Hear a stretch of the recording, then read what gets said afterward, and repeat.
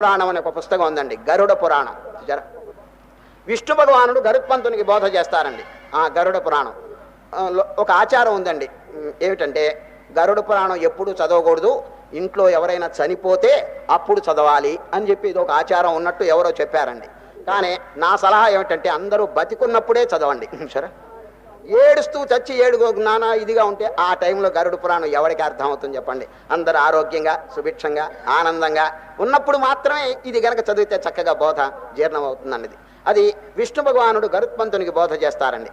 ఈ గరుత్మంతుడు ఏమడిగాడు తెలుసండి? ఓ దేవా, వీరెవరో తెలిసిన వాహనం, విష్ణువు గారికి వాహనం అండి. వీరు ప్రశ్న చేస్తున్నారు, ఏమండి జీవుడు ఏ పాపం చేస్తే నరకలోకంలో ఏ శిక్ష అనుభవిస్తాడు? ఇదండి వారి ప్రశ్న.